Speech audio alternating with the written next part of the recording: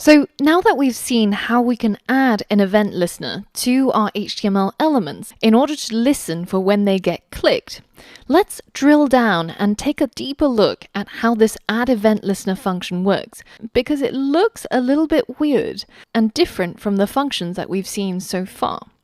So over here, I've got the JavaScript Wikipedia page open, and I'm going to use it to show you a couple of things and what happens when we add an event listener. So one of the cool things that you can do in Chrome is you can highlight, say, the title here, and you can right-click, go into Inspect, which brings up the Chrome Developer Tools, and you see that the element that's currently selected, so the H1, can be accessed in the console using this $0 variable. So if we head into the console and we type $0 and hit enter, then you can see that this is bound to the H1 element up at the top here. And you can do some cool things with this and mess around with websites. Like if you say $0, which is the H1 element, dot inner HTML is equal to, instead of JavaScript, let's say it's equal to AngularScript. And now I've just edited Wikipedia's website on the fly, and this is a fun way that you can mess with friends. Now, of course, once you reload the website, then all of your changes are gone because it's loading up the HTML page from Wikipedia's servers. So all the changes that you're making is to your local copy of this Wikipedia page inside the browser. But if you catch your friend unaware and edit some of these pages, it's a pretty good prank. Now, at the moment, when I click on this H1, absolutely nothing happens because it's not a button and it's not bound to any event listeners, at least not yet. But that's exactly what we're going to do. We're going to say $0, referring to the H1, dot add event listener, and the type of event that we want it to listen to are clicks. So that's the first input. The second one is going to be a function, and that function is simply going to console log the fact that I got clicked. All right, cool. So now if I hit enter, then that click event listener gets added to our H1, and if I click on this, I now get the console log that says it got clicked. And I can do that many, many times. Now, in this case, we've got an anonymous function as the second input. And we know that we can also specify it like this. So instead of using an anonymous function, we could use a named function, say something called respond to click. So the word click is the event that we're detecting, and that's the first input, or input 1.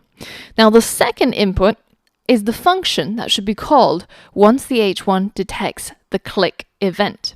So you can see that add event listener is taking two inputs. The first one specifying what event it should listen to, and the second one specifying what it should do once that event gets detected. Now, this is a little bit different from the functions that we've seen so far, because instead of just passing in strings or numbers or other simple data types, we're actually passing in a function as an input. Now, because we can't look at the code that Chrome uses to implement add event listener, because we didn't write that method. So let's try and create both sides of the coin, and in the process, we can better understand how add event listener works. So let's say that we wanted to create a calculator. So we could create a function that's called calculator, and it could take two inputs, the first number and the second number. And then we're going to do some calculations with it. So we'll say maybe return as the output, the first number plus the second number. So now if I call this function, and I pass in some values, say 2 and 3, then I will get the output as 5, right? 2 plus 3. Now, if I wanted to change my calculator, so instead of adding my numbers, I want my calculator to be able to multiply, then I would have to change my calculator function and say, instead of adding, actually, I want my calculator to take these two numbers, first number, second number, and then it should return the first number multiplied by the second number. So now I can call my calculator and pass in the same inputs, 2 and 3, and I'll get back 6. because now our calculator function is multiplying the first number by the second number. Now, this is a little bit painful because, the kind of calculators that we're used to allow us to specify on the fly whether if we want to multiply or add or divide. We don't actually have to go and change the actual calculator each time. So what can we do instead? Well, what if we created a function that was called add, and it took two inputs, the first number and the second number? And this function basically just adds the numbers, right? So it returns the first number plus the second number.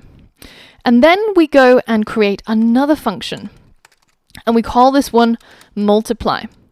And this one again takes two inputs, and it returns the first number multiplied by the second number. So now that we've got two different types of functions, how can we create a function that's called calculator to be able to pick and choose whether if we're going to add or multiply? So this is a case where being able to pass in a function as an input to another function becomes really handy. So say we've created this function called calculator, and instead of simply just taking two numbers as the input, it's also going to take an input called the operator. And this input can be changed on the fly when we're calling this function. And when this function calculator gets called, we simply call the operator function, whatever it is that the user chose, passing in the two inputs, and return that value as the output. All right, so now let's go and hit enter and have all three of these functions available to us. And let me show you how we would call this. So instead of having to say add 2 and 3 or multiply 2 and 3, we can simply call our calculator function, and we can pass in our numbers, let's say 4 and 5. And the third input, as you can see here, is expecting a function because it's going to call it inside the body of this calculator. So let's say if we wanted to use our calculator to add 4 to 5, then we can simply specify the name of our add function that's created up here. And if we hit enter, you'll see that we get the result 9. Now, if we decided to use the multiply function instead, then what would happen is that we would call the calculator function. It would go and find where it was declared. 4 would get passed into the first input, num1, 5 becomes num2, and multiply becomes operator. So once it gets into the body of the function, it's going to output whichever function was passed in as the operator, so in this case, multiply, and it will pass into that function multiply the same two numbers that we passed into calculator. So now if I hit enter, you can see we get 20 because our calculator is using this function to calculate instead of this one. Now, before we mentioned that Chrome Developer Tools does a whole bunch of really awesome things. And one of those things is something called the debugger. So if you just type in the keyword debugger and then hold down shift and hit enter, then call the function that you want to debug, say calculator, 3 and 4, and multiply, and then we hit enter, then we enter the debug mode. So this is cool. And what you can do here is you can step through all of the steps that the browser goes through to give you that final answer. So we can see the process step by step. So this is usually used when you're trying to figure out what's going wrong in your code, because instead of playing computer in your head where you're imagining what should happen every step of the way, sometimes you're wrong, and it's really useful to see what's actually happening every single step of the way. So let's start. The first thing you're going to do is you're going to click on this button here with a down arrow, and this steps into the next function call. So once I click on it, we start off by calling the function calculator. So it goes and finds where that function was defined, which is here, of course, and it passes in those inputs that we gave before, which is 3, 4, and multiply. So now num1 equals 3, num2 equals 4, and the third input, operator, is equal to a function, as denoted by the little F sign, and the function is the multiply function, which is up here. So now the next step is that it enters into the body of the calculator function and it tries to call this function operator, which is currently the same as the multiply function. So now, if we keep stepping through, it finds that multiply function and it subs in those two inputs where num1 is equal to 3 and num2 is equal to 4. And it returns the value of num1 multiplied by num2. So now if we continue stepping through, it takes that value that we got back and returns it as the output of the multiply function, and then returns it as the output of the calculator function.